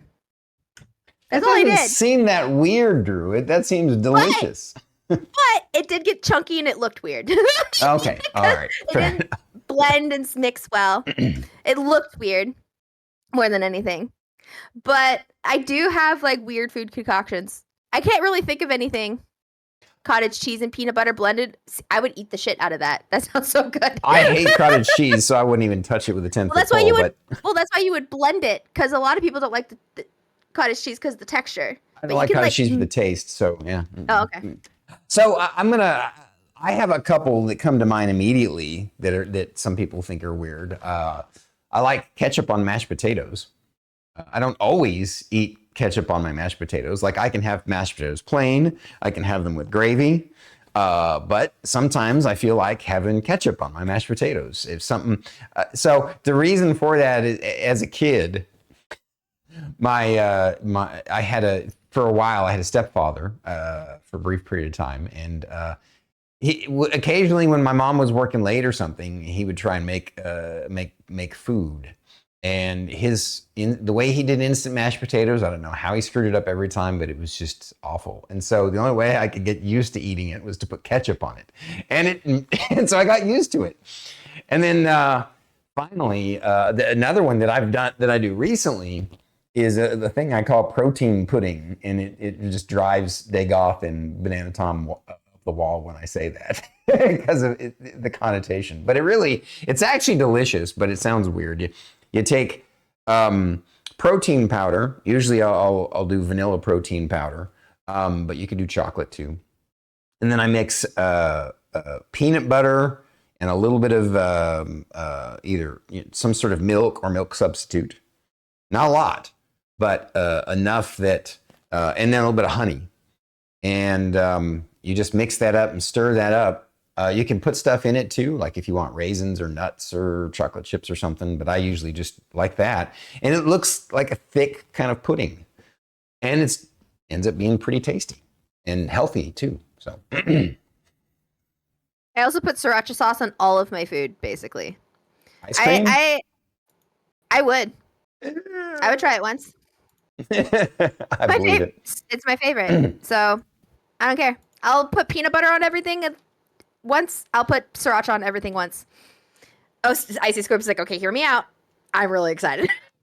I love the all right food, hear me out things. Sriracha, that sounds actually so fucking good.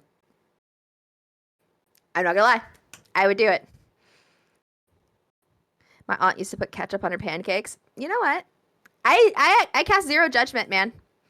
You know? Food's weird. Food's a weird experience for people. On that note, I was talking to Scully in her stream the other day. I found it, I think it's hilarious that if you think about a lot of the evolution of society from human beings from our olden days has been because at some point in time, some human said, I wonder what that would taste like if I put it in my mouth. Because there have been so many different foods that, like, some idiot decided, I'm going to try that. I want to stick that in my mouth. I want to chew on it. I want to suck on it. I want to lick it. I want to swallow it, whatever. Think of don't give me that look. We were talking about this the other day, Druid, on a different Bandwidth and Banter, right? With the bat, the coffee beans that's been through a bat's digestive tract, right? Oh, yes. Yeah. That's another example. Some idiot decided, I'm going to try that. That's a coffee bean that came out of a bat's ass, and I want to eat it. I'm like, what the hell? Human beings are weird when it comes to food. They will eat anything. They will try to eat anything. They will figure out if it's edible or not. Is it mine now or yours?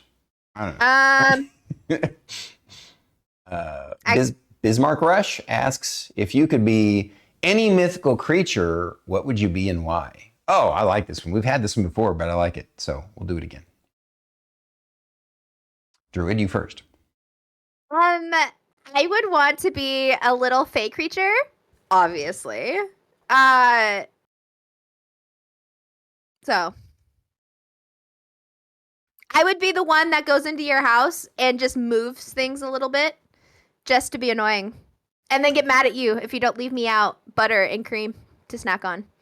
And then I would move on to the next house. Every time I saw you coming in the house, I would throw a bottle of salt on the floor to force you to count all of the grains, because that's another thing. It's a way to disempower fake creatures. Anyway, I'm kidding. It works for ADHD people too. Oh yeah, exactly. Tiny in front of me, and then I go, ooh, yeah, distraction. For me, for sure, it would be a dragon. I think we answered this before, and I answered the same way, and I'm going to stick to it. I would be like a purple dragon, like an indigo, like a dark purple, like an indigo dragon. That's what I would do. Now everybody's like, Drew's never allowed in my house because she'll steal my animals or move shit in my house, which is all true things. So be careful. Don't invite me. This is why I don't leave my house. For your safety.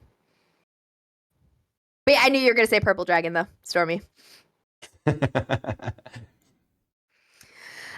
Alexander asks, question for both. What is your favorite aspect about our #1 favorite blocky sandbox survival game? Also, Stormy, I'm going to have to get with you sometime to show you how to set up custom textures and shaders for Minecraft if you are interested. Trust me, once you go shaders, you don't go back. Listen, you know who's been trying to get me to do shaders forever in Minecraft? Pelicanon. He sends me updates. He asks me. He sends me information on doing it. I'm going to have to try it. Like, if it'll actually make it more appealing visually, then I might give it a go. Yeah. Honestly, that would probably be the best way for you. Like, you're going to try it vanilla first, but then once you add the shaders, you go, oh, I get it. So do you want to answer that?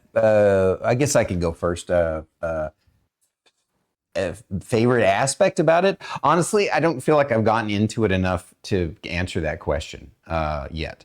But what's the date that we have scheduled? The 18th. Huh? The 18th? Yeah. No. I thought we moved it To the 18th. It was supposed to be the 11th. You moved it to the 18th because something came up for the 11th. But you didn't put it on the calendar. But it was the 11th, then you moved it to the 18th. Right.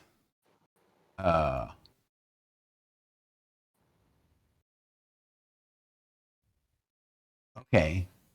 But wasn't that now I'm crap. Did we even put that in the we did, didn't we? Put it on the Stormcube Crier. It's the 18th. Yeah, that's a schedule conflict. That's because so I had promised the folks that we would be able to do the Dungeonborn. So Bubba was sick, and he was going to get left out from Wednesday, and I didn't want him feeling left out. So we moved it, but Star Kitty can't be available on the 11th because she's got she has to, as an instructor at Gold's Gym, she's required to keep her CPR license up to date every 2 years. And the 11th is when she has to go take that test. again. And so, I'm gonna have to talk to the team, and we'll come up with, another Wednesday. Sorry, guys, we'll figure it out. I'm glad we were talking about this, because Druid and I have already pushed it off enough. And so I'm going to stick to the 18th with Druid she's going to learn me. I hate that phrase, but she's going to teach me how to Minecraft. So,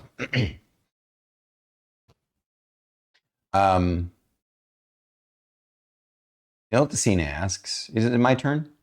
I didn't answer the question. Oh, I'm sorry. Go ahead. My favorite part is hanging out in the server, honestly. I thought it was just, I had fun just being creative and whatever, but since we launched the Stormkeep community server, honestly, it's been my favorite thing is just seeing what everybody else built and just hanging out. It's honestly my favorite thing. I love it so much. It's such a joy. Nice. So the collaboration effort as well is just so funny.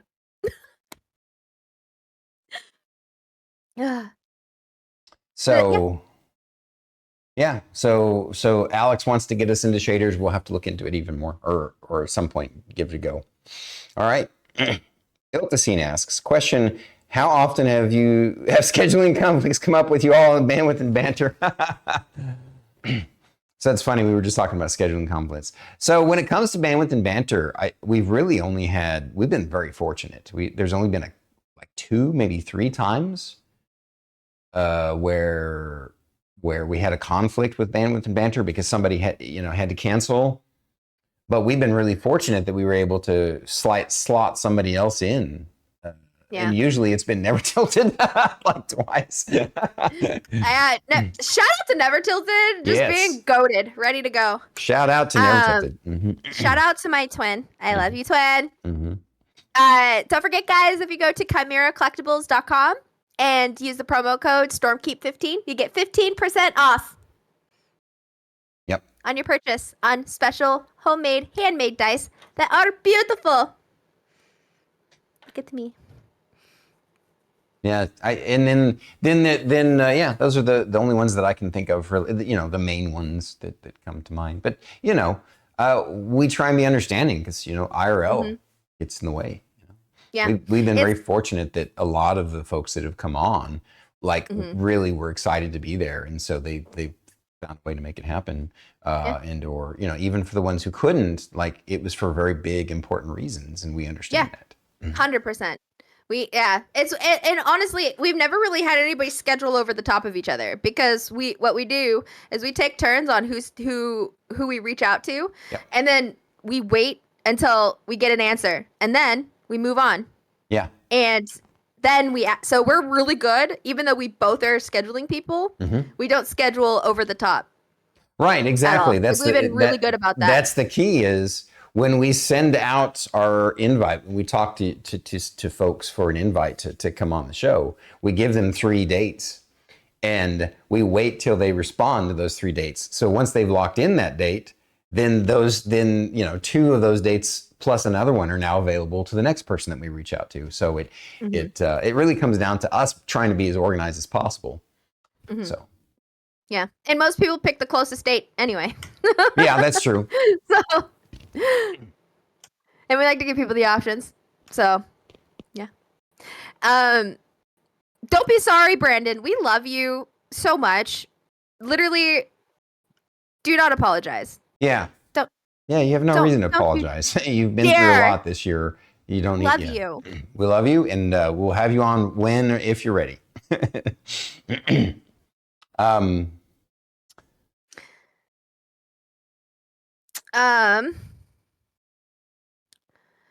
As Serendipics, are there any real life or fictional individuals that come to mind as to being core influencers for values you hold today? I'm probably gonna cry again. Go ahead, Stormy. No, that's all right. You first. This is a hard one for me to answer. If you already know your answer, then go for it.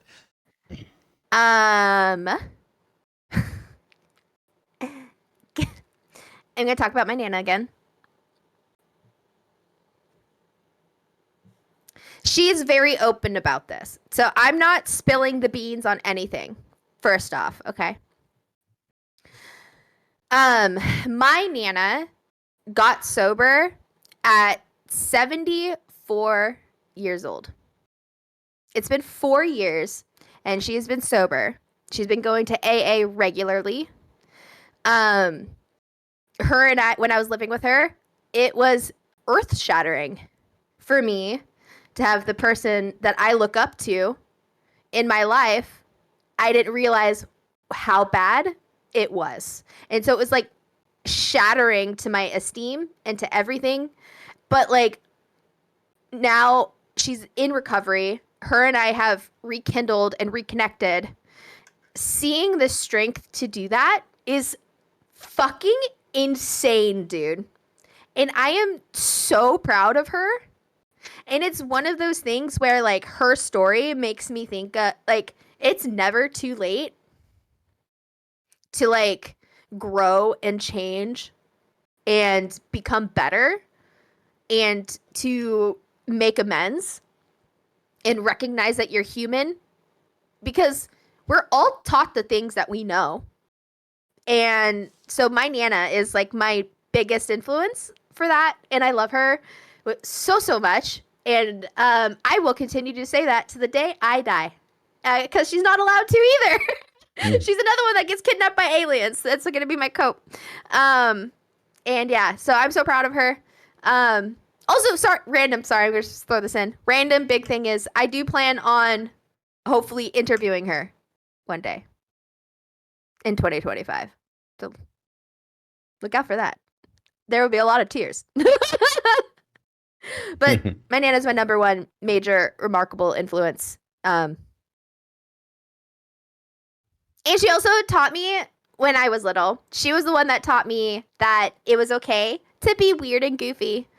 So all of my weird, goofy, loud behaviors is because of her. Because she would try to embarrass me, and then it didn't work. Because, of course, I was like, we're dancing in public? Okay! I love her. I love her so much. That's my number one. Bam. That's it. No more answers from me. I love her.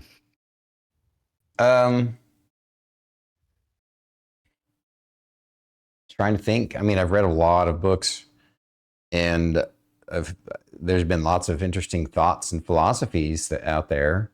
Hi, first-time chatters, Gemini, Kim. It's a Mia raid. Oh my God! Hi! Saved by the Mia raid. No, I'm just kidding. Welcome in, raiders. Thank you for joining us. I appreciate you. We're deep into our. We've already been through our interview each other part. Be sure to check it in our VOD once the YouTube video goes up next Friday at 10 a.m. on the YouTube channel, Bandwidth and Banter. But we're into the interviewers get interviewed by you guys. So come up with any questions that you may have. Right now, I'm trying to answer a question that Drew had answered very emotionally and powerfully. That her Nana is her kind of influencer and hero, effectively. Both, either fictional or real life. I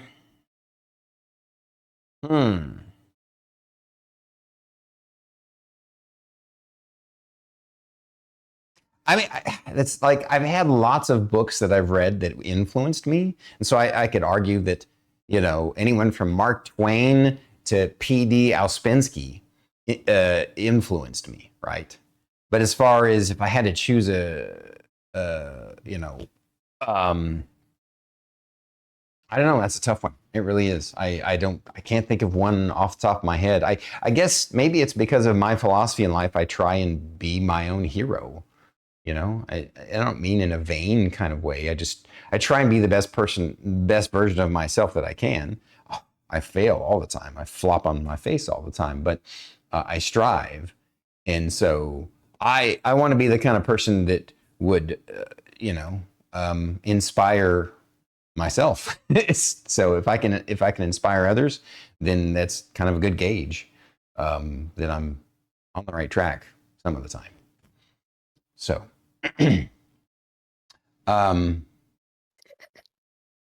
Lord Alex asks, "Oh, what? You all right?" Biz says, I can see Stormy singing into the mirror, I could be your hero, baby. No, that's not it. I'm not like, it's not like a self-adulation kind of thing. I know. Yeah. Um, Alex asks, if you had to choose a fictional universe to live in, what would that be and why? I didn't steal your question, did I? No. Okay.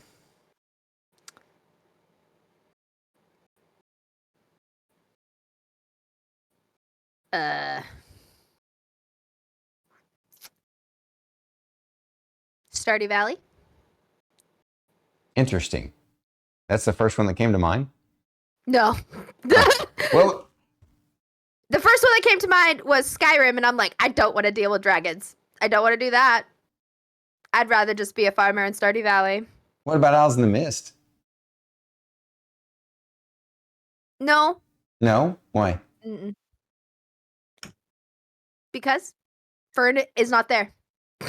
Fern is not there? Oh, if she were there? I would follow her around like a lost puppy dog. What if you were Fern there? Then I would be in a crystal in the sky, or it would be her crystal in the sky. Spoilers in case you haven't watched Isles in the Mist, guys, but they're not there anymore. She's locked away in a box out in space. A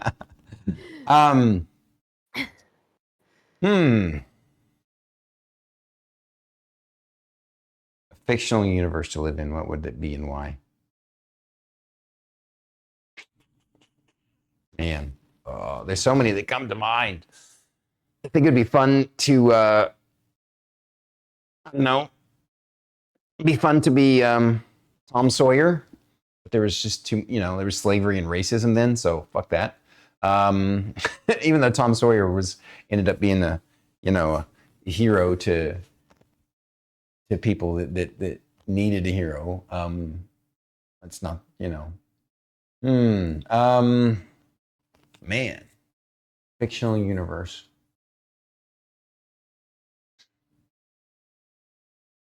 I don't know. I kind of really like the Camelot campaign that I created for Star Kitty and some friends of ours in the past.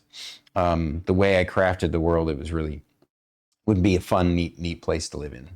I think to be like a knight or a wizard in that world would be kind of cool. So that's what comes to mind off the top of my head.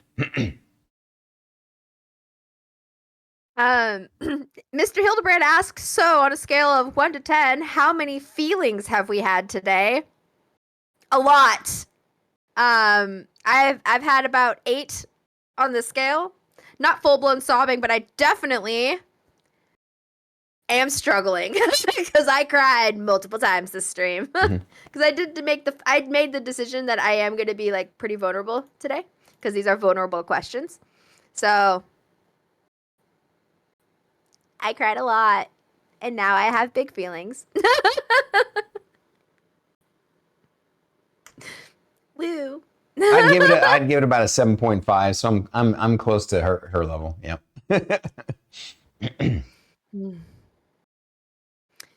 Book Everlasting, really different but deep. Some great answers in there. Mr. Hildy's saying, you don't say, your eyes are about as swollen as mine. Alex says, I'm surprised you didn't say Elder Scrolls. Nah, like the Elder Scrolls universe is neat as a game, but I like, live there? That's different. Oh, Tan Tater's question.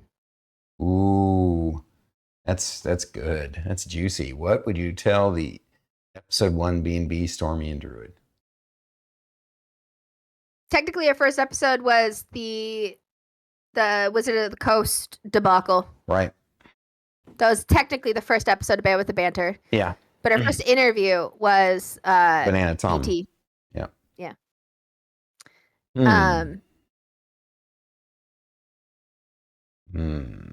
What would I tell them? Just keep going with it. You've got a great idea. You're gonna implement it well, and don't hold back. yeah, basically, like, just be like, it would just be me going, Druid, don't second guess it. Just keep going. Just don't think too much. Exactly, Mr. H. Exactly. Yes. Elder Scrolls would be, if you lived in the wrong era, would be an utter hell because the gods like to toy with people. Just like a Greek fantasy world would be terrible as well. Like, oh, the gods are always fucking with people. Yes, I said that for it on stream on Bandwidth and Banter. Look at you. Alex says he'd pick the Minecraft universe. Well, what's cool about that, I like that answer because, there's so many different Minecraft universes, right? It's really whatever your creative bend is. So, and he's right. You can get cozy and get in your house and don't have to worry about the monsters in the world. Sometimes just like the real world. Yep. Holy crap. I didn't realize we've gone over 2 hours already. So I think that's a perfect place to wrap up. One last question from Mia. Go for it, Druid. Question for Stormy and Druid. Summon Twin too. Sorry. A question for Stormy and Druid. Which real world era do you feel you belong to the most? Okay.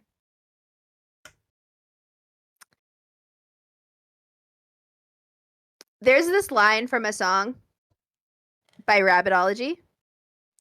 And in a nutshell, it's basically, I was born to be a devotee. And honestly, I feel like I would have done really well in a setting to which that I could just be the village witch doctor kind of thing. Like back in those kind of days, that's the kind of vibe that I feel like,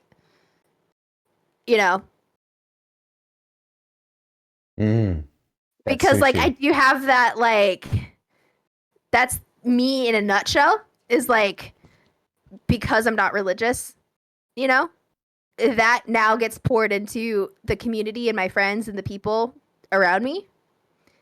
And so if we were to take that mindset and throw me into a time, I'd be, okay, you have to go to the druid's hut.